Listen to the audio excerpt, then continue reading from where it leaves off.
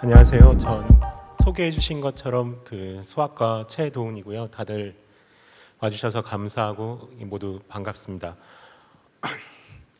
사람이 뭔가 이제 결정을 한다는 게 일반적으로 항상 쉽지 않은 일인데요.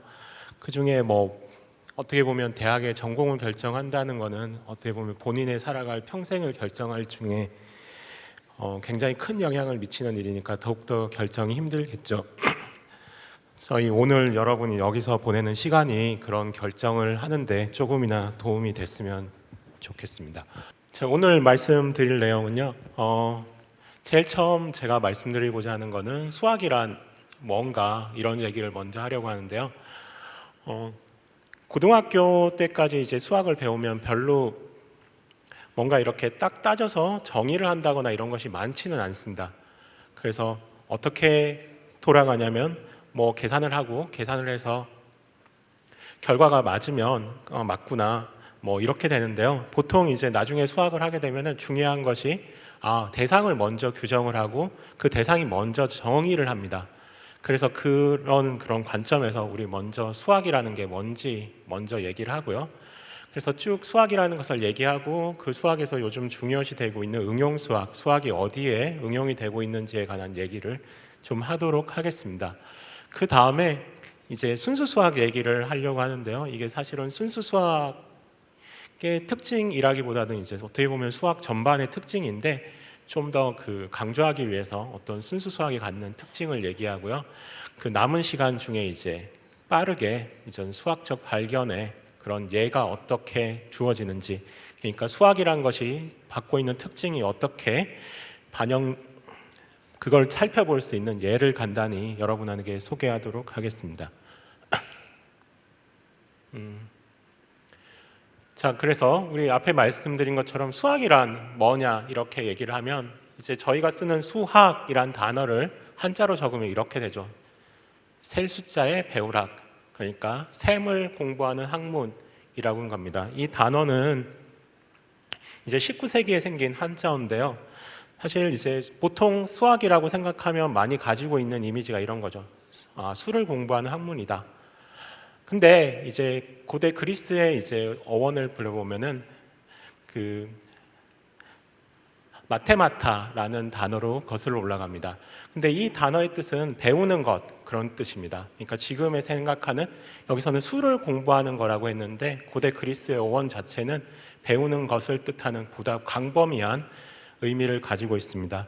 근데 사실은 수학이라는 것 자체가 여러분 생각을 했을 때는 이 단어보다 이 단어가 훨씬 더 가깝습니다. 제가 왜 그런 얘기를 드리냐면요. 수학이라는 것은 그 특징이 어떤 정해진 공리, 그러니까 공리라고 생각하면 어려우니까 정해진 규칙이 있습니다. 그러니까 어떻게 카드 게임을 할 때 카드 게임의 규칙을 정하듯이 뭔가 정해진 규칙을 결정을 하고요. 그 규칙으로부터 다른 사실들을 연역적인 추론, 그러니까 논리적으로 추론해내는 과정으로 이루어진 그런 종류의 학문입니다. 자, 그러면 이런 행위는 이렇게 생각하면 이 대상이 꼭 수가 아닌 거죠. 이런 식의 행위는 우리가 살아가는 생활에서 항상 일어나는 행위입니다. 규칙을 정하고 그 규칙으로부터 뭔가 합리적인 결론을 얻기 위해 논리적으로 연역해 나가는 과정을 하는 건 우리가 일상 속에서 늘 하는 행위인 거죠. 그래서 다시 한번 강조를 하면요, 수학이라는 것은 정해진 규칙 하에서 그 규칙으로부터요 논리적인 추론을 통해 결론을 얻는 과정으로 구성된 학문입니다. 그러니까 중요한 거는 규칙은 이미 정해져 있고 그 규칙에 의해서 논리적으로 그 결론을 이루는 학문이라는 거죠. 그러니까 사람들이 보통 이런 얘기를 많이 합니다. 게임은 수학이다, 혹은 수학은 게임과 비슷하다. 게임을 보면 규칙이 있죠. 예를 들어 카드 게임이 있으면 같은 무늬의 카드가 있으면 그걸 모으면 1점을 올린다. 아니면 같은 숫자의 카드가 있으면 그걸 모으면 1점을 올린다. 이런 식의 규칙이 있습니다. 그럼 그 규칙 하에서 어떤 목적, 가장 점수를 많이 얻는다. 예를 들면 그런 목적을 얻기 위해서 합리적으로 우리가 추론을 해나가죠. 그래서 그것을 얻기 위해 과정을 해나갑니다. 사실 그게 이제 게임에서만 있는 것이 아니라 모든 일상에서 사실 보면 늘 하는 행위인 거죠. 그런 행위는요. 그래서 이런 행위 자체가 어떻게 보면은 수학인데요. 그래서 우리가 일상 속에서 생각하는 경우에 이제 수학의 형태를 다음과 같이 볼 수 있습니다. 우리가 예를 들면 이제 뭔가를 해결하기 위해서 그 대상을 뭘 어떻게든 할지, 어떤 목표를 설정할지 목표를 설정합니다. 그러면 이제 그 목표를 설정하면 그거에 관한 정보를 수집하겠죠. 그럼 그 정보를 수집하고 나면 그 정보를 기반으로 데이터들이 결정이 되는 겁니다. 그러면 최종의 행동을 결정하기 위해서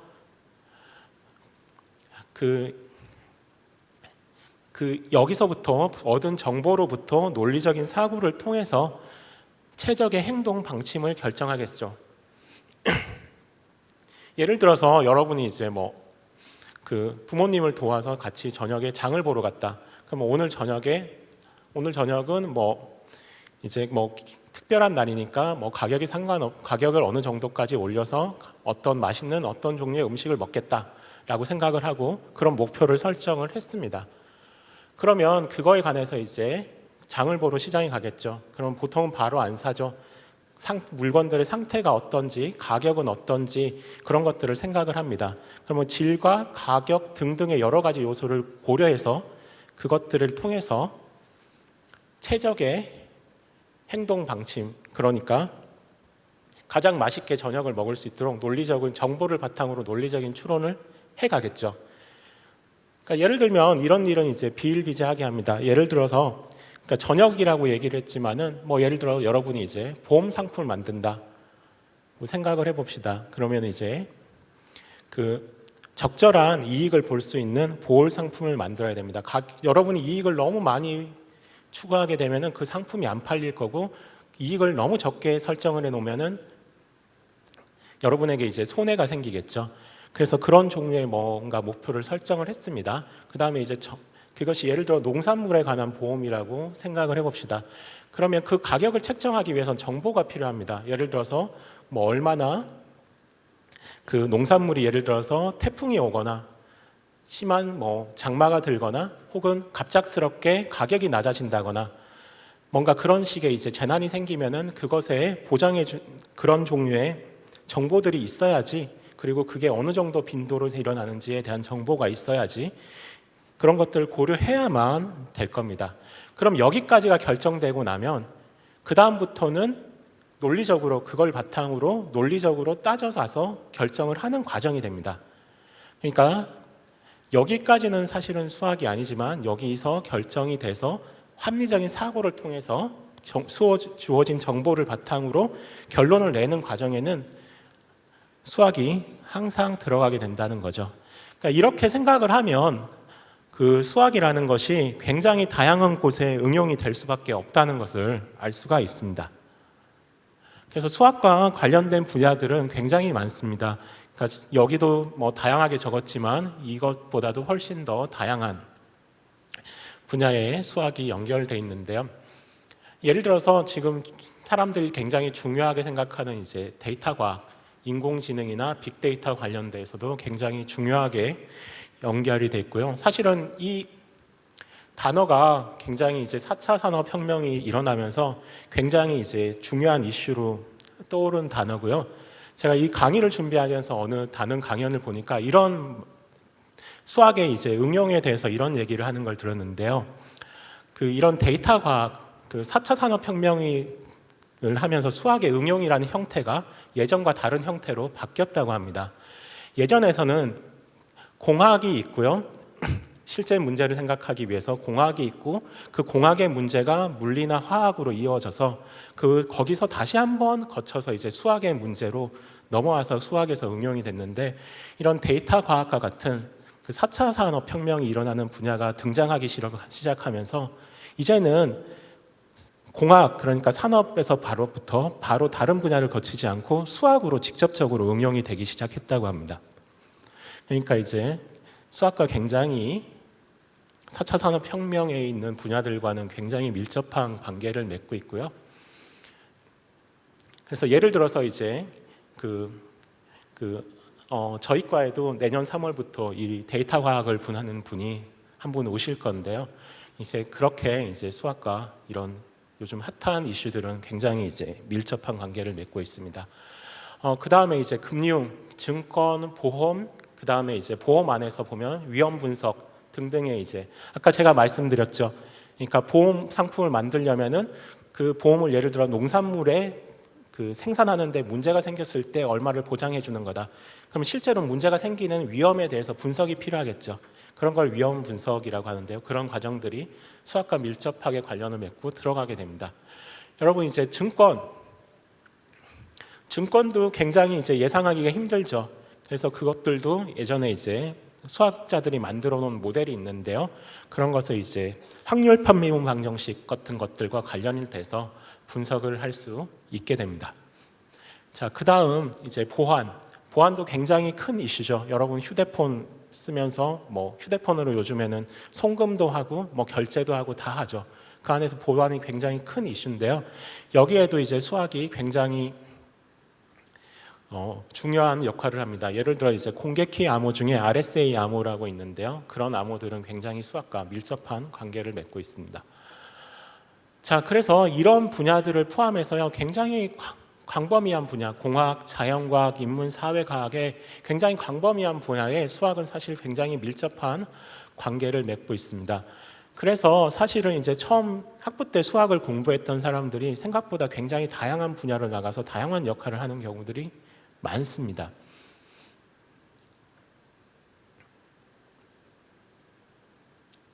그래서 지금까지 말씀드렸던 이런 이제 수학이 하는 굉장히 이제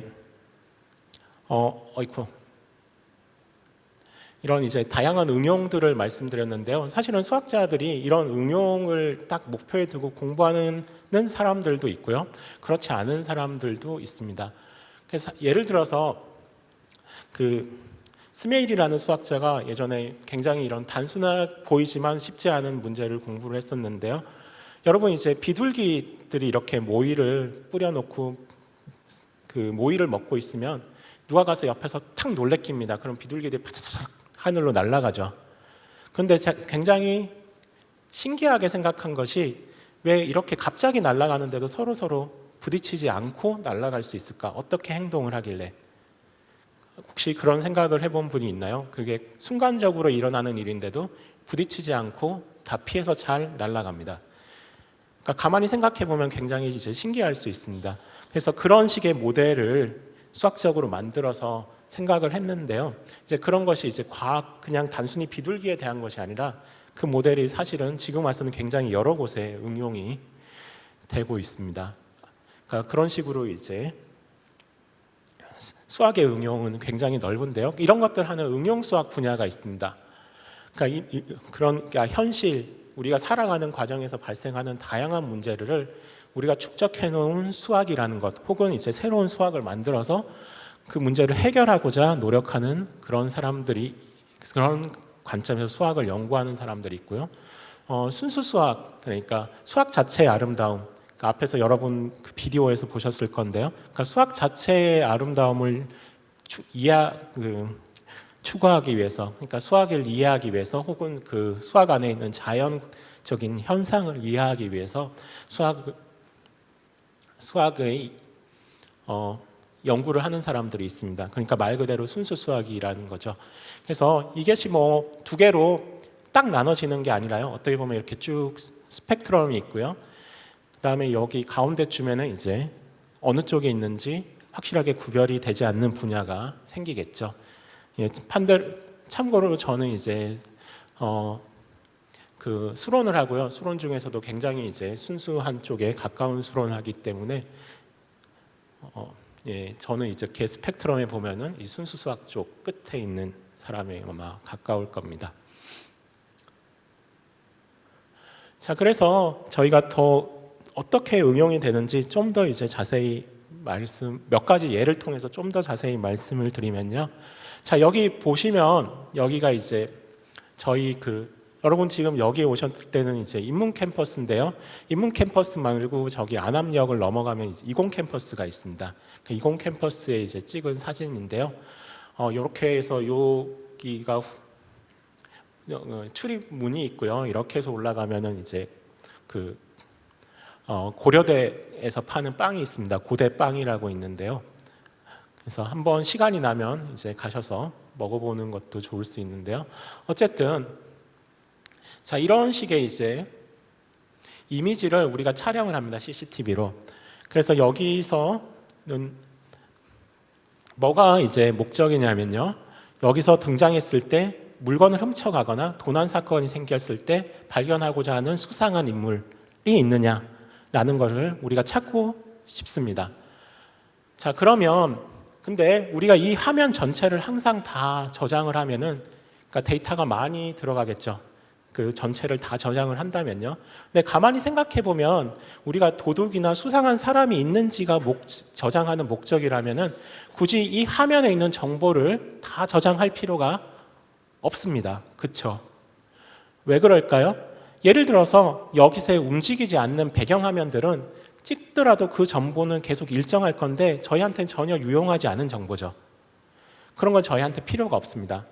그렇지만 저희한테 필요가 있는 것은 여기서 누가 갑자기 등장해서 움직여서 있는 대상들, 배경 이외에 움직이고 있는 대상들이 필요하겠죠. 그 다음에 여기 뭔가 여기 사진이 지금 깔끔해서 그렇지만 실제로는 노이즈들도 생기겠죠. 그럼 그 노이즈도 우리는 필요하지 않겠죠.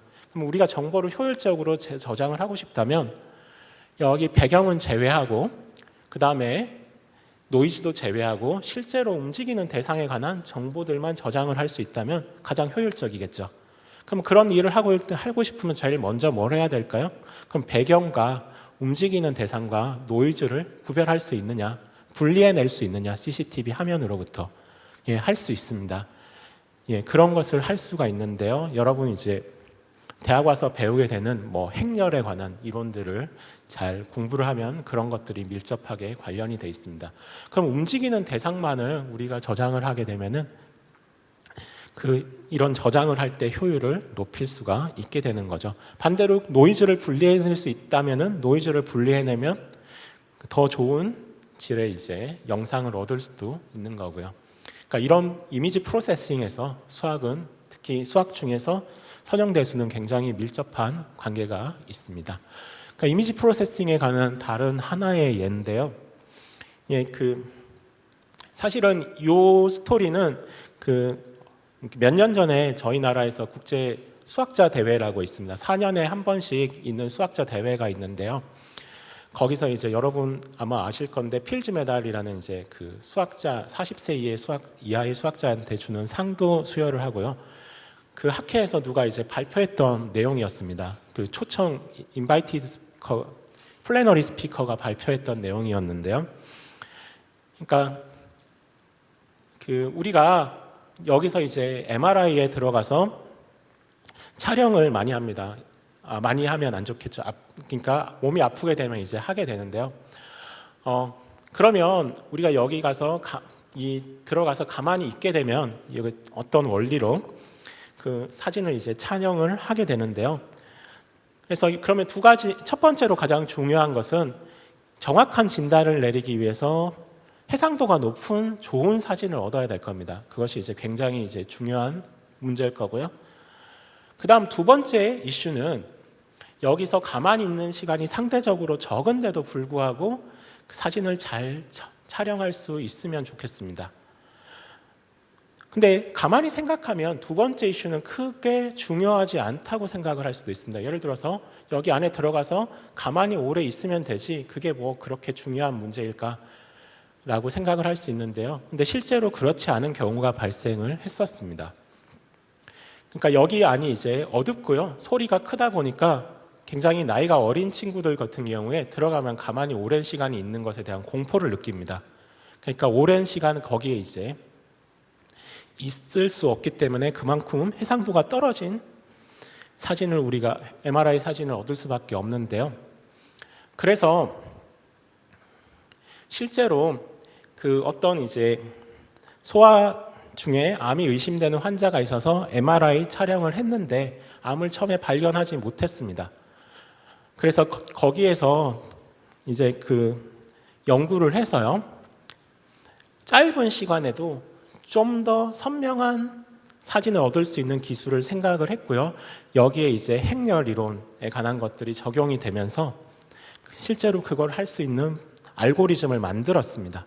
그래서 그 알고리즘을 적용을 했고요. 그래서 적용을 한 다음에 그 환자를 다시 그 MRI 촬영을 해서 처음에 발견하지 못했던 암을 발견을 하고 실제로 성공적으로 치료를 마친 사례가 있습니다. 그러니까 이런 식으로 생각보다 수학은 현실에 굉장히 밀접하게 응용이 됩니다. 자, 그래서 제가 지금까지 앞에서 이제 그 수학 중에서 이런 이제 현실에 많은 응용이 되는 응용 수학 얘기를 했는데요. 그래서 이런 응용 수학이 그 현실적으로 잘 이루어지기 위해서는 수학이 현실에 잘 적용이 되기 위해서는 기본적으로는 어떤 수학적인 이론의 풍부함이 뒷받침이 돼 있어야 됩니다. 그래서 이런 순수 수학도 이제 굉장히 중요한데요. 그리고 수학의 특징은 사실 어떻게 보면 순수 수학의 특징에 가깝습니다. 그래서 지금부터 순수 수학 얘기를 말씀을 드리려고 하는데요. 그러니까 순수 수학은 아래와 같은 기본적으로 6개의 분야로 나눌 수 있습니다. 그러니까 분야를 나누는 건 절대적인 건 아니고요. 이렇게 편의상 나눈 건데요. 일단 수론, 기하학, 대수학, 수학 기초론, 위상수학, 해석학 이렇게 나눠봤는데요. 그러니까 여러분 여기 보시면은 패턴이 있습니다. 그러니까 수학을 하면 패턴을 좋아하죠. 어떻게 나열됐을까요? 살짝 보면 기응, 디귿, 시읒, 이응, 히읗 초성의 순서로 나열이 되어 있습니다. 근데 이제 처음에 수론만 그 규칙에 어긋나 있죠. 예, 그렇게 한 이유는 자명하겠죠. 제가 수론을 하니까 제일 위에 수론을 배열했고요. 나머지는 그냥 순서대로 배열을 했는데요. 수론은 수를 공부하는 학문입니다. 그러니까 뭐 정수, 자연수 혹은 방정식의 근 뭐 등등등을 공부를 하고요. 기하학은 공간에 관한 구조들을 공부를 하는 학문입니다. 그 다음에 대수는 기본적으로 여러분 사칙연산 같은 연산 구조를 공부를 하는 학문이고요. 그 다음 위상수학도 공간의 구조를 공부를 하는 학문입니다. 자, 그러면 위상수학도 공간의 구조고 기하학도 공간의 구조다. 그렇게 얘기를 하면 여러분 두 개 차이가 뭐냐라고 묻겠죠. 그러면 기하학은 공간 안에 거리라는 개념을 생각을 하고요. 위상수학은 거리라는 개념을 생각하지 않습니다. 그래서 예를 들면 우리가 원이 있으면 위상수학에서는 거리를 생각하지 않기 때문에 반지름이 10이든 100이든 다 똑같은 원이라고 생각합니다. 하지만 기하학에서는 반지름이 10인 거랑 100인 거랑 크기가 달라졌죠. 거리가 있기 때문에 서로 다른 대상으로 생각을 하게 됩니다. 그 다음 이제 해석학, 여러분이 이미 배우거나 배웠을 미적분학을 하는 분야인데요. 그래서 이런 분야들로 이루어져 있고 그 수학이 아까 공리로부터 시작을 한다고 했는데 그 공리로부터 그 저변에 있는 논리들을 공부하는 수학 기초론이라는 분야가 있습니다. 자, 그러면 이렇게 이제 6개 분야가 있는데요. 이런 분야를 굳이 여러분한테 왜 말씀드리냐라고 하면요. 여러분 이제 오면은 이런 과목들을 배우게 됩니다. 그래서 그러니까 저희 학교 같은 경우에 여러분이 오면은 1학년 때 기초 과목을 배우고 2학년 때 배우는 것이 이제 해석학과 보통 수론을 제일 먼저 배웁니다. 그러니까 대수학 중에서는 대수학을 배우지는 않고요. 대수학 중에 선형대수라는 걸 배우게 됩니다. 그래서 여러분이 그러니까 수학을 뭔가 결정을 할 때 이런 설명회 와서 듣고 이런 것도 굉장히 도움이 될 수 있지만 그보다 와서 했을 때 너무 재미없으면은 그게 오히려 더 안 좋을 수 있으니까 그걸 할 수 있는 미리 테스트해 볼 수 있는 좋은 방법이 있습니다. 여러분 서점에 가면 이 해석학이나 대수학이라는 이름의 교과서들이 많습니다. 그래서 처음 챕터 한두 개를 공부를 여러분 직접 해보시고 문제를 직접 풀어보십시오. 게다가 해석학, 대수학 같은 그런 교재들은 백그라운드가 아무런 필요가 없습니다. 그냥 논리적으로 구성되어 있기 때문에 그냥 쭉 따라갈 수 있습니다. 그래서 그거를 공부를 해보고 이게 본인한테 맞으면 나는 수학을 재밌게 할 수 있겠구나. 아니면 아닌가 조금 더 생각을 해봐야 되겠는데 그런 식의 이제 테스트를 할 수 있게 되죠. 그러니까 한 번쯤 그러니까 시간을 한 1, 2주 정도 들여서 아마 공부를 해보는 게 학과에 오기 전에 굉장히 중요한 테스트가 결정을 하기 전에 굉장히 중요한 테스트가 될 수 있습니다. 굉장히 좋은 게 게다가 다른 배경이 많지 않더라도 전공 과목임에도 불구하고 공부를 해볼 수가 있습니다. 예를 들어 해석학이란 뭘까라고 얘기를 하면요. 여러분 이제 고등학교 때 미적분학 굉장히 많이 배웁니다. 그럼 미적분학을 배우면요. 미적분학을 배울 때 뭘 배우냐면은 극한 계산하는 거 배우고 미분도 배우고 적분도 배웁니다. 근데 어디에도 정의는 없습니다. 그러니까 정의가 있긴 하죠. 적분은 사실은. 근데 하여튼 그런 종류의 배울 때 특히 극한에 대한 정의는 없습니다. 극한. 그러니까 해석학은 그런 것들을 다 엄밀하게 정의하고 그 엄밀한 정의로부터 새롭게 계산을 하기 시작합니다. 그러니까 학생들이 대학에 오면은 제일 많이 하는 수학과에 오면 많이 하는 얘기 중에 하나가요. 고등학교 때 배웠던 수학이랑 너무 다르다. 고등학교 때 생각이라는 수학이랑 달라라는 얘기를 많이 하는데요.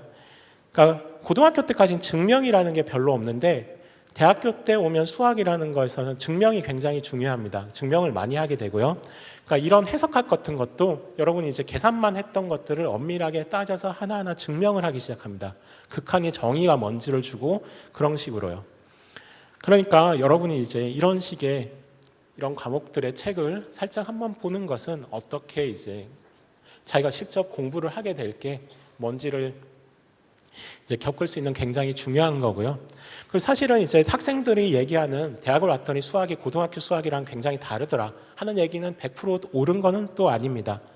그거를 잘 이렇게 고등학교 수학과 사실 굉장히 유사한데요. 대학교 수학도 그거를 훨씬 더 엄밀하고 엄격하게 할 뿐입니다. 그러니까 이제 그 엄밀하고 엄격하게 하는 훈련이 잘 되고 나면 사실 또 계산하고 그런 것들이 여전히 많이 들어가서 비슷하게 된다는 거죠. 그래서 제가 지금부터 순수 수학의 이제 몇 가지 중요한 특징들을 말씀드리려고 하는데요. 순수 수학의 굉장히 중요한 특징은 엄밀성입니다. 그러니까 예를 들어서 여러분이 맞다고 생각하는 수식과 공식이 있는데 그 예제를 1000개 생각하든 10,000개 생각하든 우리는 수학자는 그게 맞다고 생각 안 합니다. 그러니까 여기서 얘기하는 엄밀성이라는 것은 공리로부터 논리적으로 정확히 입증이 되어야 된다는 거죠. 자, 이게 이제 보여주는 굉장히 이제 중요한 그 특징적인 일환인데요. 자, 공학자, 물리학자, 수학자가 함께 휴가차 스코틀랜드를 하며 차창 밖에 보이는 한때의 검은 양을 보았다.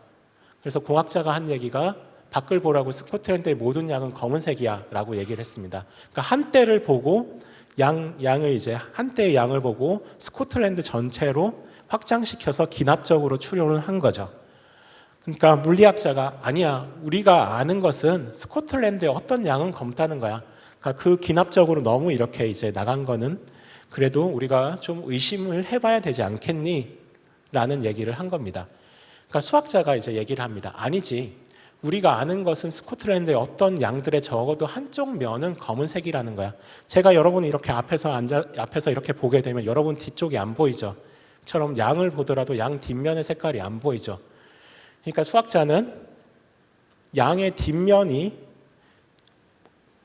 어떤 색인지 우리가 못 봤기 때문에 우리가 알고 있는 사실은 한쪽 면이 검은 것이라는 것을 알고 있는 거야 라고 굉장히 정확하게 얘기를 합니다. 그러니까 이런 얘기를 보면은 뭔가 공학자가 논리가 듬성듬성이고 수학자가 엄격하고 좋다 이런 얘기가 아니라요. 사물을 봤을 때 사물을 바라보는 엄격함의 정도를 나타냅니다. 그래서 예를 들어서 만약에 이런 식의 논리로 모든 것을 접하게 되면 굉장히 이제 힘들어지죠. 그래서 뭐 예를 들어서 뭐 집에서 있는데 그 어머니가 갑자기 목이 마르다고 딸에게 물 한 잔 갖다 주렴. 그러면 이제 결정을 하기 위해서 이런 식으로 결정을 한다면 그 어머니 온도는 몇 도이고 물은 몇 cc고 어떤 컵을 원하고 굉장히 이제 너무 이제 과하게 엄격하게 되겠죠. 그러니까 우리는 이제 어떤 현상을 대할 때 그 현상마다 우리가 대해야 될 엄격함의 정도라는 게 있습니다. 엄밀함의 정도라는 게 있고요. 근데 이제 수학자가 대하는 대상들에 대해서는 이런 식의 이제 굉장히 엄격함으로 그런 것을 대하고 있다는 거죠.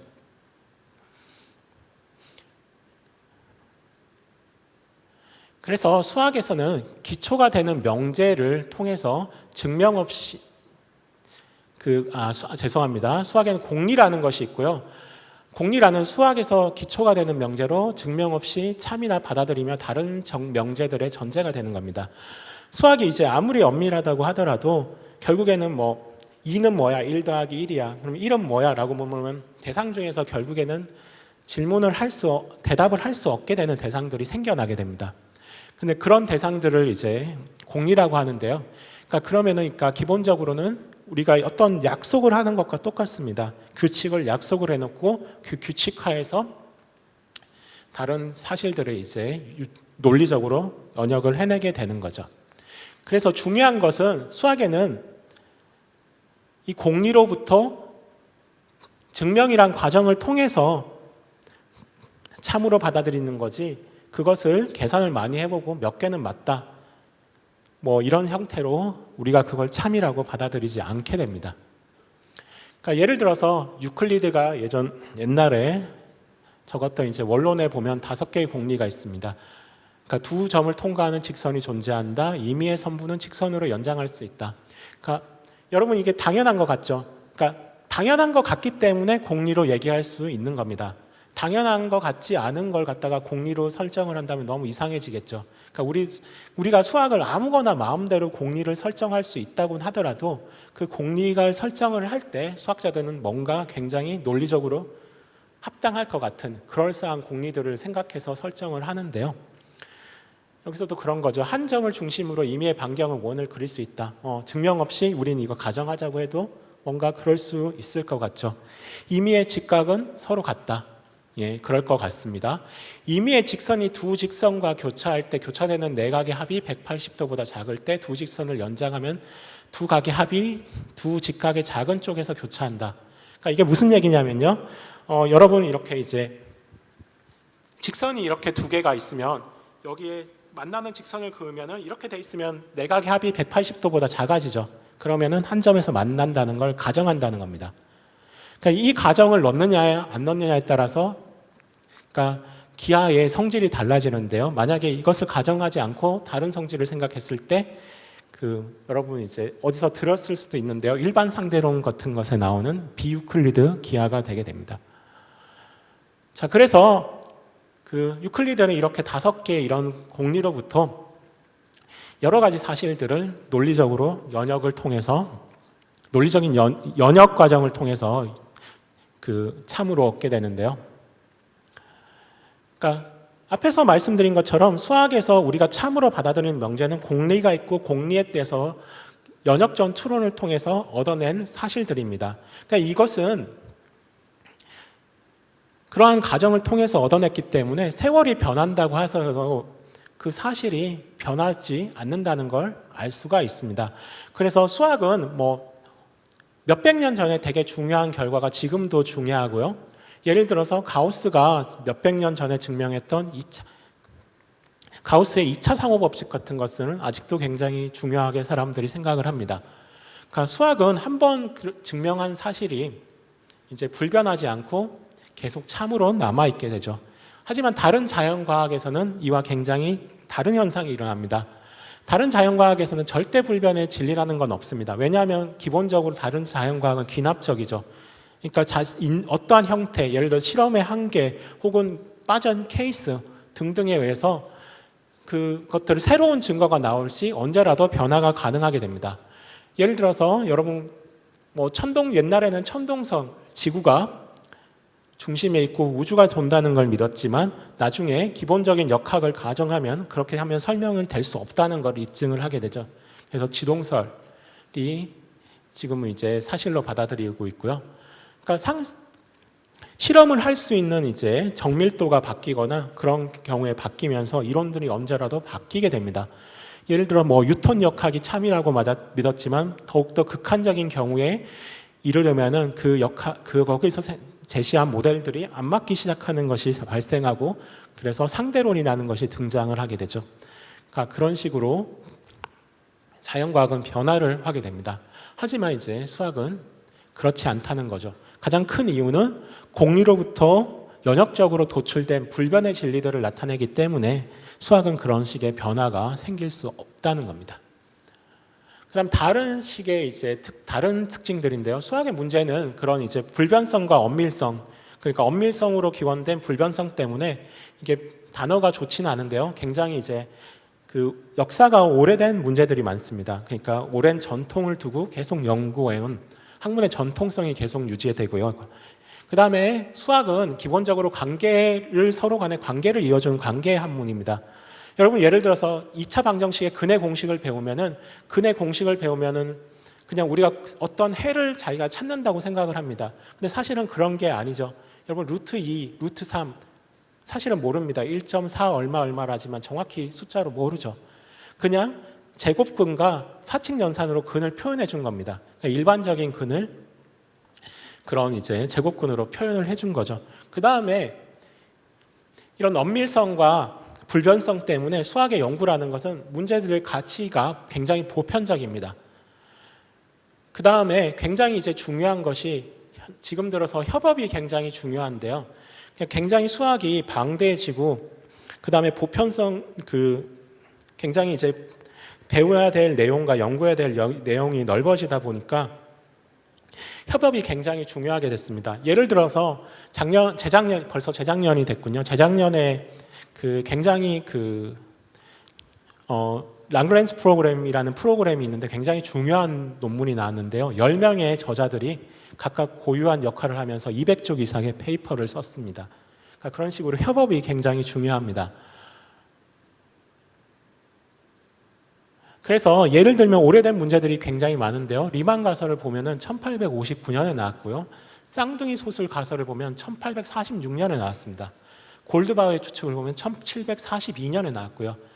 그래서 쌍둥이 소수 가설은 여러분 소수 중에서 보면은 3, 5 그러면 2가 차이 나서 연속된 것처럼 보입니다. 5, 7 또 2가 차이 나죠.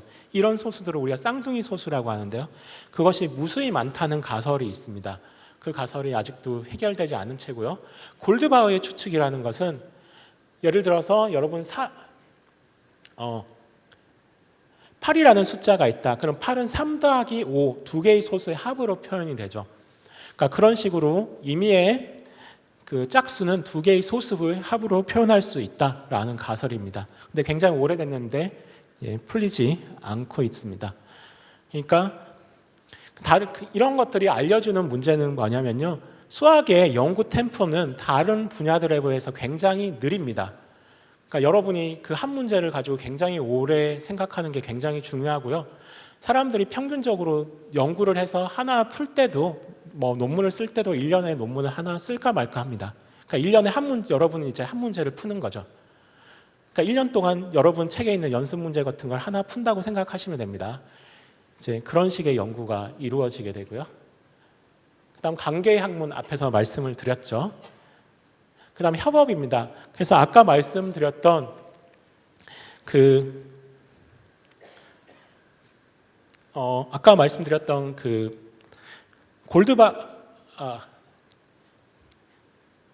뭐가 있었냐면요.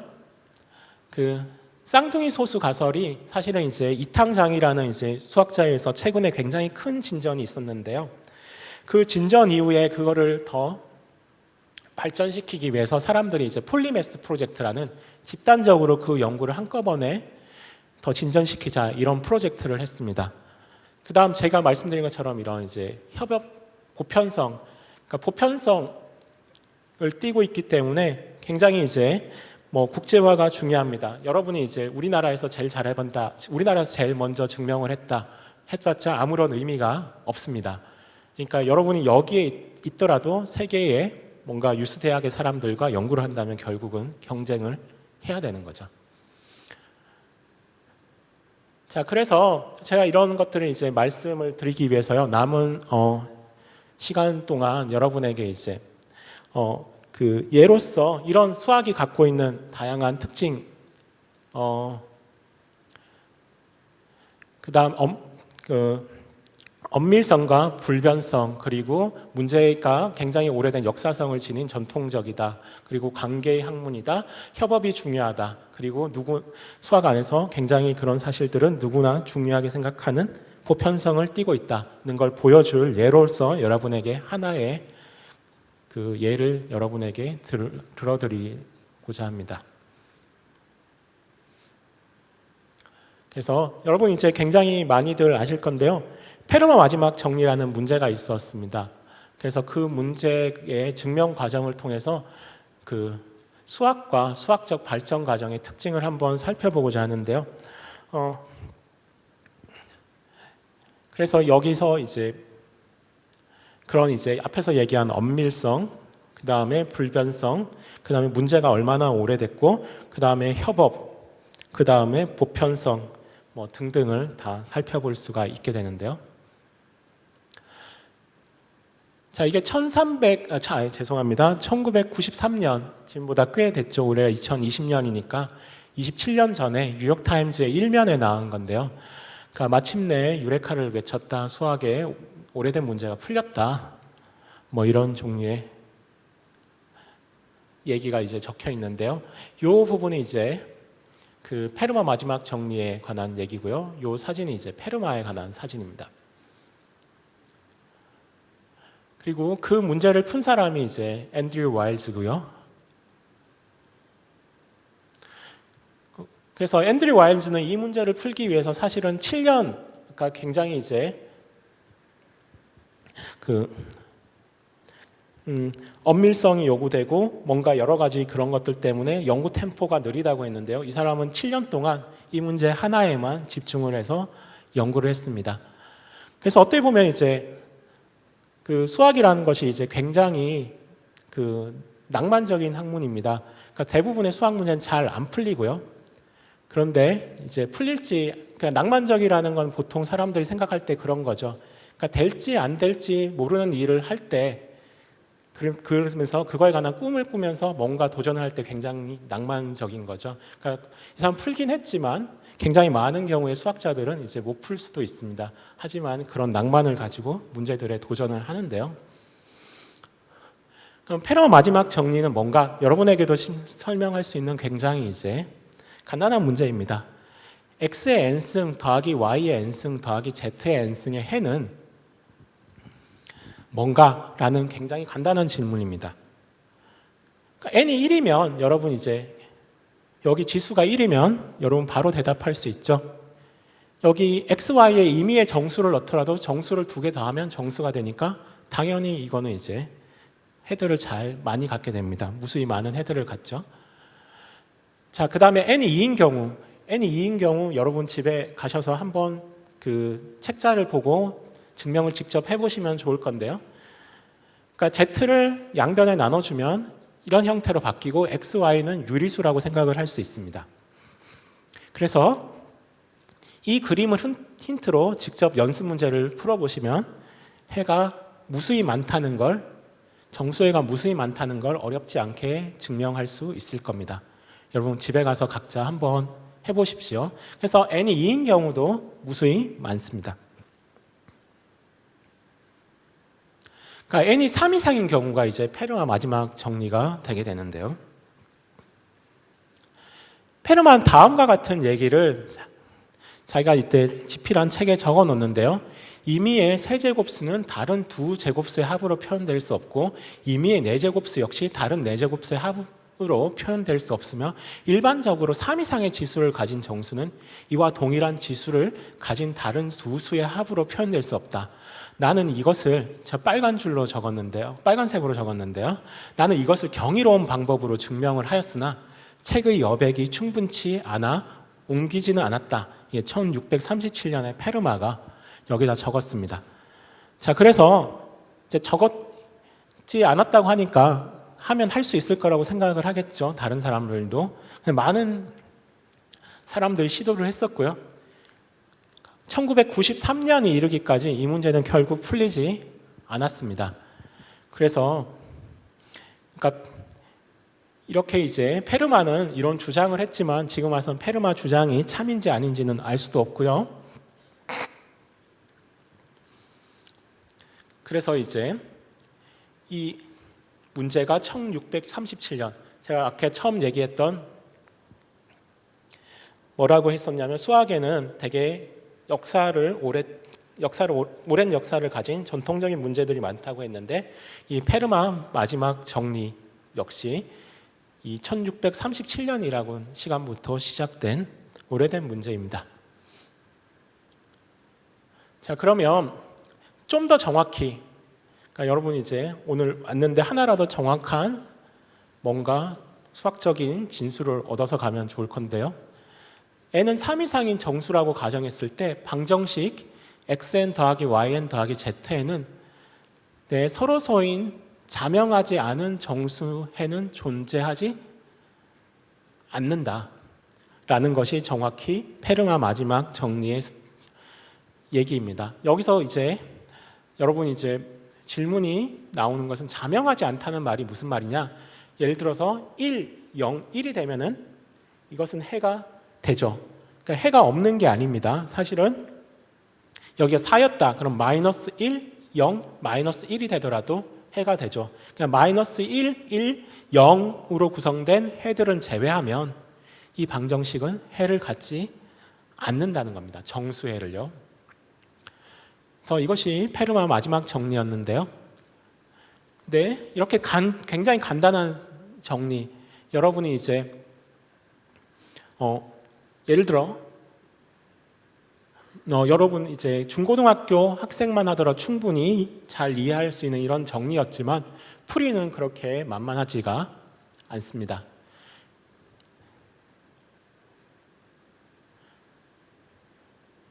자, 그래서 중요한 것은 우리가 첫 번째 수학에 제가 말씀드린 특징이 뭐였냐면 엄밀성이 중요하다고 합니다. 엄밀성은 뭐냐면 증명이 되어야지 우리는 참으로 받아들인다는 겁니다. n이 아무리 클 때까지 혹은 엄청나게 많은 숫자를 대입해보고 그게 참이라고 하더라도 우리는 그걸 참이라고 명제를 받아들일 수가 없습니다. 그래서 증명을 해야 된다는 건데요. 그래서 우리의 가장 중요한 것은 증명을 어떻게 할 수 있느냐라는 것입니다. 근데 그 증명을 하는 과정은 제가 아까 뭐라고 말씀드렸냐면 수학은 어떤 기호들 간의 관계를 맺어주는 학문입니다. 그래서 어떻게 보면 그런 관계들을 맺는 것이 여기서도 들어갔는데요. 수학에서 등장하는 여러 대상들의 어떤 대칭성을 비교하는 것이 여기에 등장하는 굉장히 중요한 아이디어가 됩니다. 여러분, 대칭성이라는 것은 굉장히 이제 중요한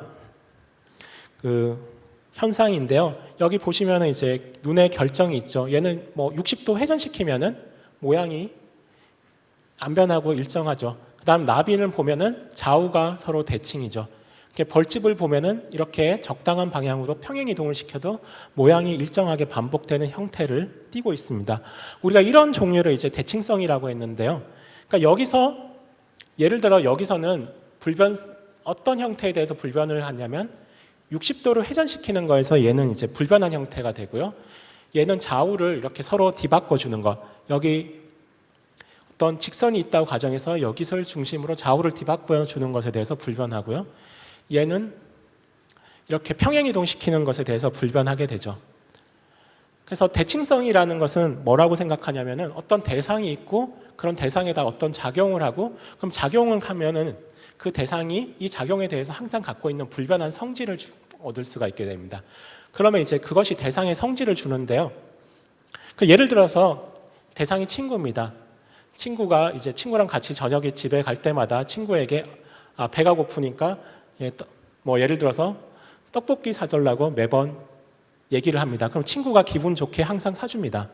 그러면 친구의 이제 어떤 성질이 등장하는 거죠. 그 친구는 나를 좋아하는 좋은 친구겠구나. 이런 종류의 이제 것을 알 수 있게 됩니다. 대상은 친구가 되고 이제 자기가 떡볶이를 사달라고 하는 가정이 어떤 작용이 되는 거죠. 그 다음에 이제 불변성으로 얻게 되는 성질은 두 사람 간의 우정이라는 걸 알게 되는 거죠.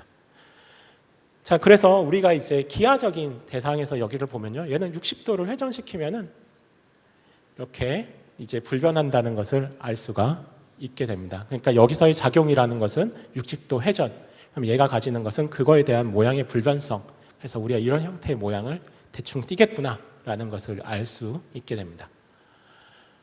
그래서 페르만 마지막 정리의 굉장히 중요한 스텝 중에 하나는요. 그러니까 페르만 마지막 정리라는 것이 뭔진 모르지만 타원 곡선이라는 녀석과 연결되어 있다. 타원 곡선에 관한 어떤 성질을 공부하면 된다는 거고요. 타원 곡선이란 뭐냐면 이렇게 생긴 겁니다. 여러분 이제 도넛처럼 생겼는데 도넛의 겉면만 생각하는 겁니다. 그러니까 면입니다. 얘는 이렇게 말려 있는 면. 그러니까 종이를 접어서 이렇게 종이를 아래 윗면을 붙이고 이것을 이렇게 해서 붙였다고 생각을 하면 됩니다. 예를 들어서 이렇게 파이프를 이렇게 휘어서 붙였다고 생각을 하실 수도 있고요. 그러니까 이런 것을 우리가 타원 곡선이라고 생각을 할 수 있습니다.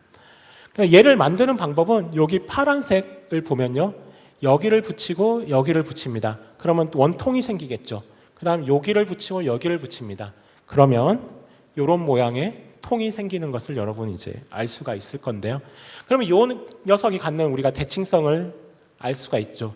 이 녀석은 이렇게 평행이동시키고 이렇게 평행이동시켜도 패턴이 변화하지 않는 성질을 갖고 있습니다.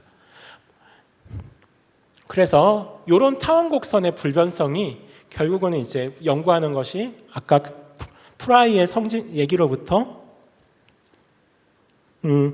결국은 페르마 마지막 정리를 푸는 걸로 연결이 됐는데요.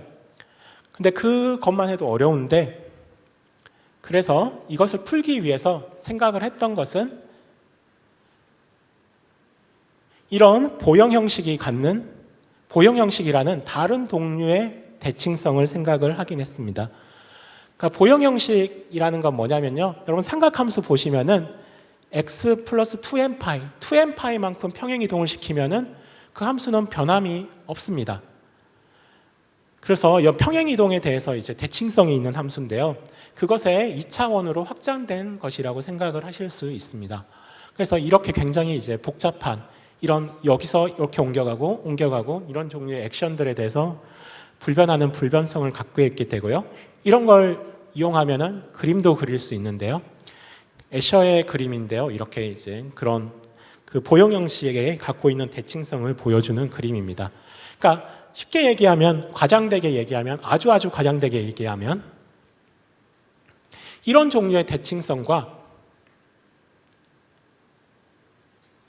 이런 타원곡선이 갖는 이 종류의 대칭성에 비교하는 것이 결국 그 페르마 마지막 정리를 푸는 과정이었던 거라고 얘기를 할 수 있습니다. 그래서 그 두 개의 대칭성 간의 관계를 얘기해 주셨던 게요. 타니야마랑 시무라에서 주축이 됐고요. 나중에 앙드레 베이유에서 더 일반화가 됐습니다. 그래서 이 세 명에 의해서 추측이 된 거였고요. 그래서 그 대칭성 간의 관계를 실제로 입증한 것이 바로 앤드류 와일즈 7년간의 연구를 통해서 타니야마 시무라 추측에 대해서 증명을 하게 됩니다. 근데 중요한 것은 수학은 굉장히 엄밀하죠. 그래서 그 증명을 굉장히 꼼꼼히 확인을 하는데요. 그런데 불행하게도 그 투고한 논문에서 이 캐츠에서 오류가 발견되게 되었습니다. 그래서 오류를 해결하기 위해서 이제 그 앤드류 와일즈의 제자였던 리차드 테일러를 영입해서 협업을 하게 되고요. 그런 수학의 중요한 특징 중에 하나가 협업이라고 했죠. 그래서 그런 협업을 통해서 오류를 해결하고 1995년에 이 사실을 해결을 했습니다. 그래서 여러분 말씀드린 것처럼 수학은 한번 정확히 증명된 참이된 사실은 변함이 없는 거죠. 그러니까 이 1955년에 증명된 페르마의 마지막 정리는 그러니까 영원히 이제 인류의 역사 속에 참인 채로 남아 있는 그러니까 와일즈와 테일러의 훌륭한 업적이 될 겁니다. 제 강의는 여기서 마치겠습니다. 감사합니다.